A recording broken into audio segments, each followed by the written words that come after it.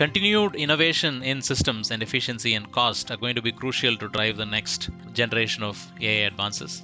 The last 10 years have been huge for deep learning and AI, and primary reason for that has been the significant advance in both hardware, in terms of emergence of GPUs and so on, as well as software infrastructure to actually parallelize jobs, run large distributed jobs efficiently and so on. And if you think about the theory of deep learning, people knew about backpropagation, about neural networks, 25 years ago. And we largely use very similar techniques today. But why have they really taken off in the last 10 years? The main catalyst has been sort of advancement in systems.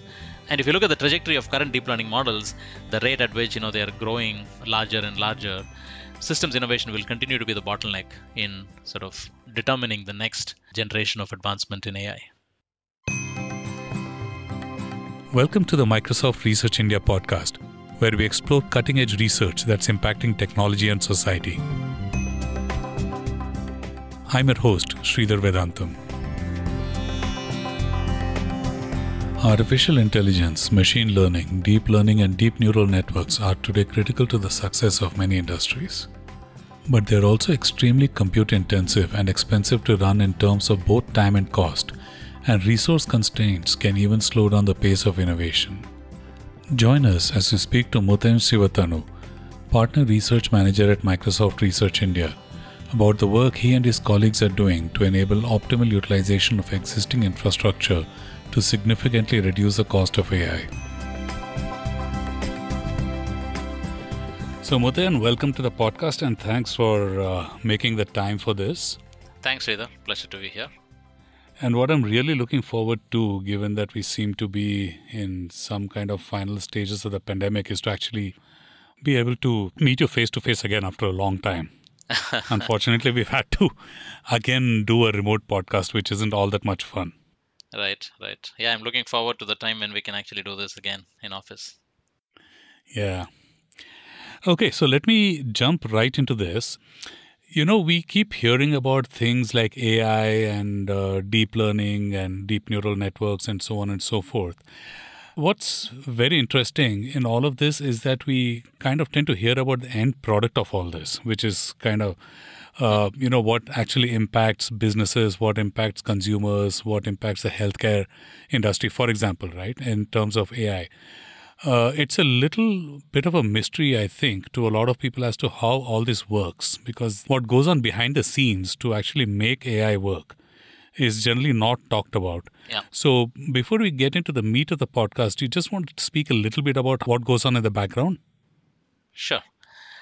So machine learning, Sridhar, as you know, and deep learning in particular, is essentially about learning patterns from data.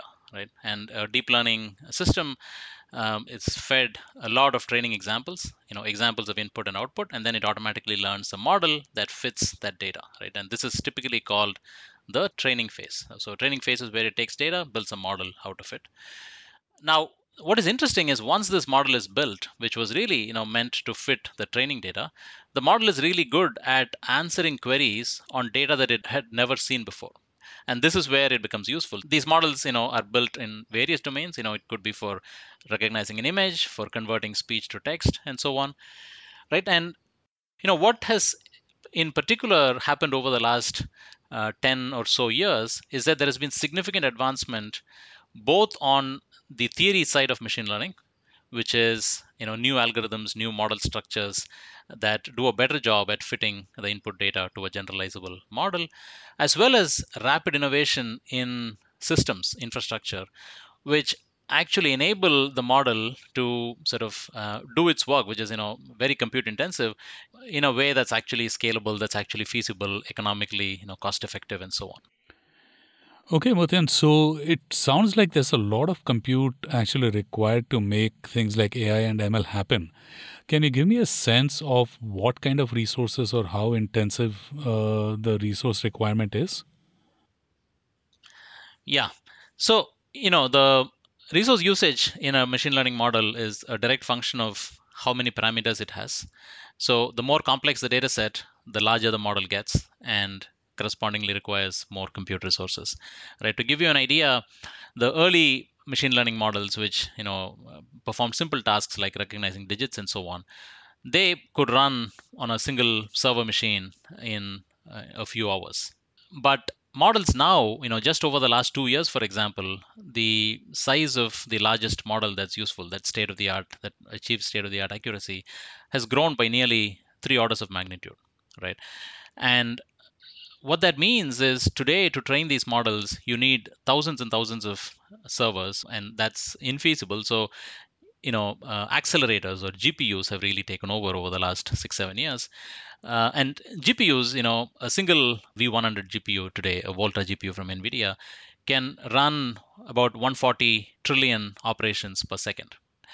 And you need, several hundreds of them to actually train a model like this. And they run for months together to train a 175 billion model, which is called GPT-3 recently. You need on the order of thousands of such GPUs, and it still takes a month.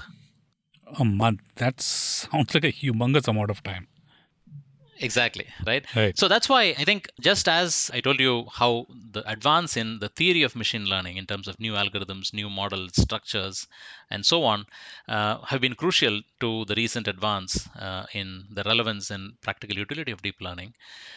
Equally important has been this advancement in systems, right? Because given this huge explosion of compute demands that these workloads place, we need fundamental innovation in systems to actually keep pace, to actually make sure that you can train them in reasonable time. You can actually do that with reasonable cost. Right. Okay. So, for a long time, I was generally under the impression that if you wanted to run bigger and bigger models and bigger jobs, essentially you had to throw more hardware at it, because at one point hardware was cheap, but I guess that kind of applies only to the CPU kind of scenario, whereas the GPU scenario tends to become really expensive, right? Yep. Yeah. Okay. So, in which case, when there is basically some kind of a limit being imposed because of the cost of GPUs, how does one actually go about tackling this problem of scale? Yeah. So, the high level problem ends up being you have limited resources. So let's say you can view this in two perspectives, right? One is from the perspective of a machine learning developer or a machine learning researcher who wants to build a model to accomplish a particular task, right? So from the perspective of the user, there are two things you need. A, you want to iterate really fast, right? Because deep learning, incidentally, is this special category of machine learning where the exploration is largely by trial and error. So if you want to know which model actually works, which parameters or which hyperparameter set actually gives you the best accuracy, the only way to really know for sure is to train the model to completion, measure accuracy, and then you would know which model is better, right? So Mm-hmm. as you can see, the iteration time, the time to train a model to run inference on it, directly impacts the rate of progress you can achieve. The second aspect that the machine learning researcher cares about is cost. You want to do it without spending a lot of dollar cost, right? Right. Now, from the perspective of, let's say, a cloud provider who runs this huge farm of GPUs and then offers this as a service for researchers, for users to run machine learning models, their objective function is cost, right? So to support a given workload, you need to support it with as minimal GPUs as possible. Or in other words, if you have a certain amount of GPU capacity, you want to maximize the utilization, the throughput you can get out of those GPUs. And that's where a lot of the work we've been doing at MSR has focused on.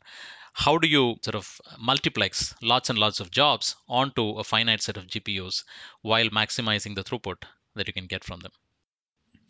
Right. So I know you and your team have been working on this problem for a while now.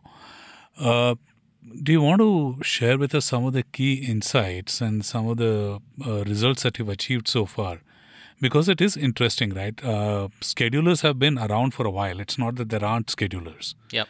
But essentially, what you're saying is that the schedulers that exist do not really cut it, given the intensity of the compute requirements as well as the jobs, the size of the jobs and models that are being run today in terms of deep learning or even machine learning models, right? That's right. So, what are your key insights and what are some of the results that you guys have achieved?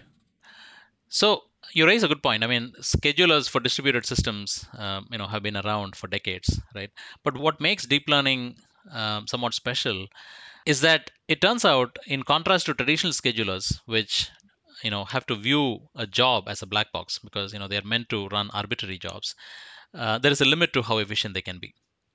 Whereas in deep learning, first of all, because deep learning is such high impact area with lots, and I mean, from an economic perspective, there are billions of dollars spent in these GPUs and so on. So there is enough economic incentive to extract the last bit of performance out of these expensive GPUs, right? And that lends itself into this realm of what if we co-design, what if we custom design a scheduler for the specific case of deep learning, right? And that's what we did in the Gandiva project, which we published at OSTI in 2018.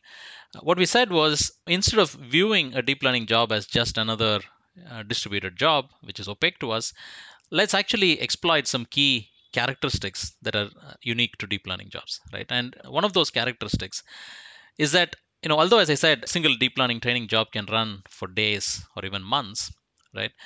Uh, Deep within, it is actually composed of millions and millions of these what are called mini batches. So what is a mini batch? A mini batch is an iteration in the training where it reads one set of input training examples, runs it through the model, and then back propagates the loss and essentially changes the parameters to fit that input, right?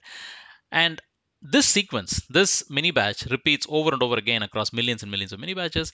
And what makes it particularly interesting and relevant from a systems optimization viewpoint is that, from a resource usage perspective and from a performance perspective, mini batches are identical. They may be operating on different data in each mini batch, but the computation they do is pretty much identical. And what that means is, we can look at the job for a few mini batches and we can know what exactly it's going to do for the rest of its lifetime, right? And that allows us to, for example, do things like, we can automatically decide which hardware generation is the best fit for this job, because you can just measure it in a whole bunch of hardware configurations, or when you're distributing the job, you can compare it across a whole bunch of parallelism configurations, and you can automatically figure out this is the right configuration, right hardware assignment for this particular job, which you couldn't do in an arbitrary job with a distributed scheduler, because the job could be doing different things at different times. Like a map reduce job, for example, it would keep fluctuating across how we'd use a CPU, network, storage, and so on, right? Whereas with deep learning, there is this remarkable repeatability and predictability, right? What it also allows us to do is, we can then look within a mini batch what happens. And it turns out one of the things that happens is, if you look at the memory usage, how much GPU memory the training loop itself is consuming, um, somewhere at the middle of a mini batch, the memory peaks to almost fill the entire GPU memory, right? And then by the time the mini batch ends, the memory usage drops down by like a factor of anywhere between 10 to 50x, right? And so there is this sawtooth pattern in the memory usage. And so one of the things we did in Gandiva was propose this mechanism of transparently migrating a job. So you should be able to, on demand, checkpoint a job.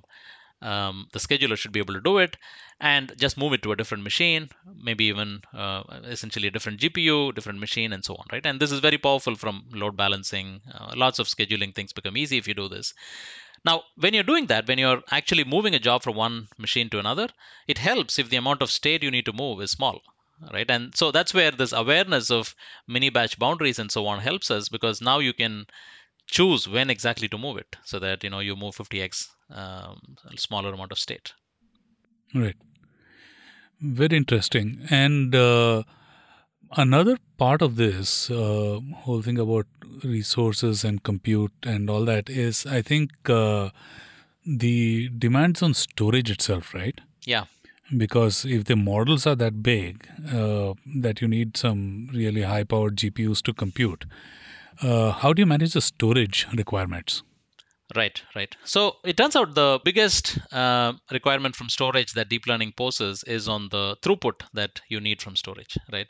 So as I mentioned, because GPUs are the most expensive resource in this whole infrastructure stack, the single most important objective is to keep GPUs busy all the time, right? You don't want them idling at all. Right.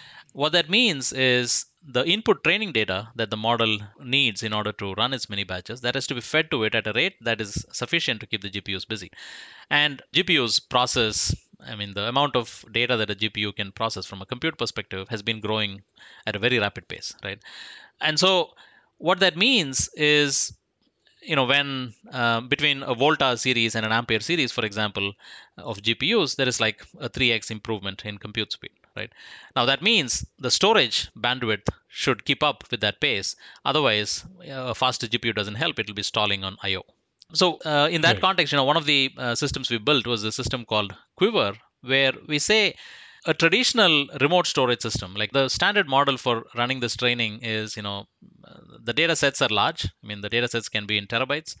So you place it on some remote cloud storage system, like Azure Blob or something like that, and you read it remotely from whichever machine does the training, right? And that bandwidth simply doesn't cut it because it goes through network backbone switches and so on, and it becomes insanely expensive to sustain that level of bandwidth from a traditional cloud storage system, right?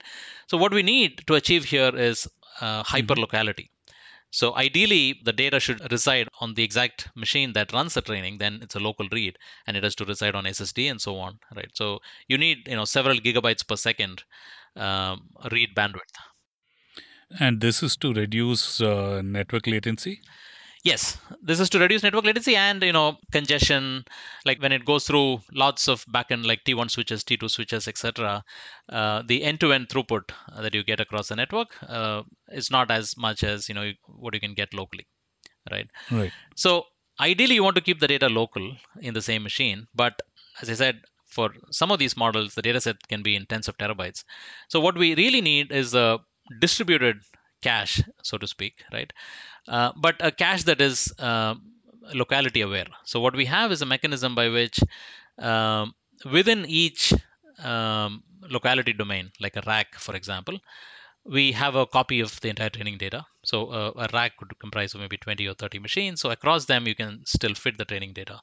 And then you do peer-to-peer across machines in the rack for the access to the cache. And within a rack, network bandwidth is not a limitation. You can get nearly the same performance as you could from local SSD. Hmm. So that's what we did in Quiver. And there are a bunch of challenges here because if every model wants the entire training data to be local, to be within the rack, then there is just no cache space for keeping all of that, Right. right? So we have this mechanism by which we can transparently share the cache across multiple jobs or even multiple users without compromising security, right? And we do that by sort of intelligent content addressing of the cache entries, so that even though two users may be accessing different copies of the same data, internally in the cache they will refer to the same instance. Right. I was actually just going to ask you that question about how do you maintain security of data, given that you're talking about distributed caching, right? Because it's very possible that multi-user jobs will be running simultaneously. But that's good. You answered it yourself. So, I've heard you speak a lot about things like micro design and so on. How do you bring those principles to bear in these kind of projects here?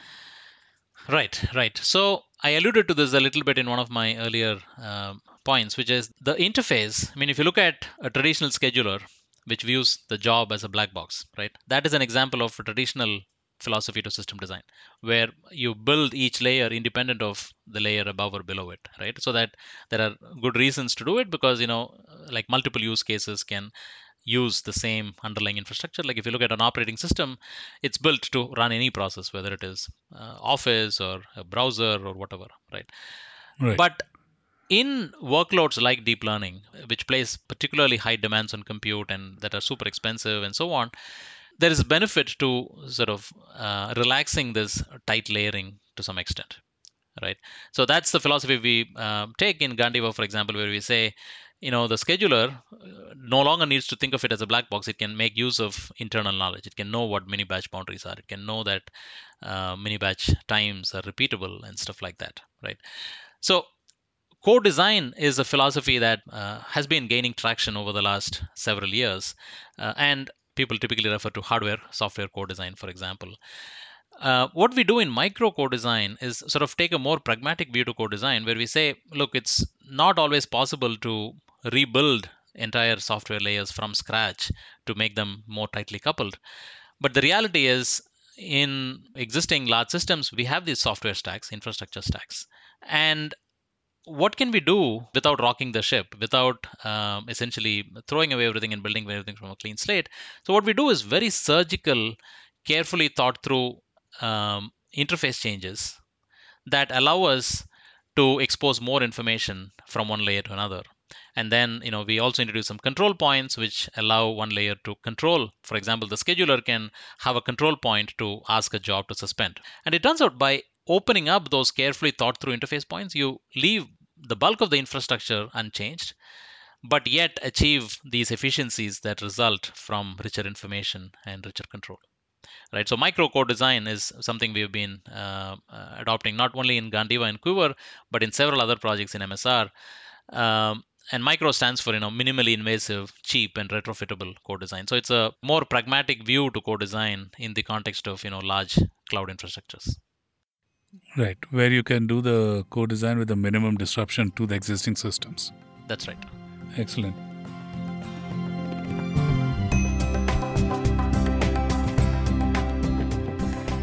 We have spoken a lot about the work that you've been doing, and it's quite impressive. Do you have some numbers in terms of, how jobs were run faster, or savings of any nature? Do we have any numbers that you can share with us? Yeah, sure. So the numbers, as always, depend on the workload and several aspects, right? But I can give you some examples. So in the Gandiva work that we did, we introduced this ability to time slice jobs, right? So the idea is today when you launch a job in a GPU machine, that job essentially holds on to that machine until it completes, and until that time it has exclusive possession of that GPU. No other job can use it, right? And this is not ideal in several scenarios. One classic example is hyperparameter tuning, where you have a model and you need to decide, what exact hyperparameter values like learning rate, etc., actually are the best fit and give the best accuracy for this model. So people typically do what is called a hyperparameter search, where you run maybe 100 instances of the model, see how it's doing, maybe kill some instances, spawn off new instances, and so on, right? And hyperparameter exploration really benefits from parallelism. You want to run all these instances at the same time so that you have an apples to apples comparison of how they are doing. And if you want to run like 100 configurations and you have only 10 GPUs, that significantly slows down hyperparameter exploration. It serializes it, right? What Gandiva has is an ability to perform fine-grained time slicing of the same GPU across multiple jobs, just like how an operating system time slices multiple processes, multiple programs on the same CPU. We do the same in GPU context, right? And because we make use of mini batch boundaries and so on, we can do this very efficiently. And with that, we showed that for typical hyperparameter tuning, we can sort of speed up the end-to-end time to accuracy by nearly 5 to 6x, right? And so this is one example of how time slicing can help. We also saw that from a cluster-wide utilization perspective, some of the techniques that Gandiva adopted can improve overall cluster utilization by 20 to 30%. Right, and this directly translates to cost incurred to the cloud provider running those GPUs, because it means with the same GPU capacity, I can serve 30% more workload, or vice versa, right? For a given workload, I only need 30% lesser number of GPUs. Yeah.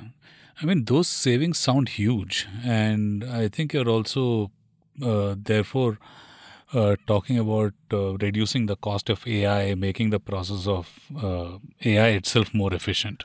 That's correct. That's correct. So the more we are able to extract performance out of the same infrastructure, the cost per model or the cost per user goes down, and so the cost of AI reduces. And for large companies like Microsoft or Google, which have first-party products that require deep learning, like search and Office and so on, it reduces the capital expenditure running such clusters to support those workloads. Right.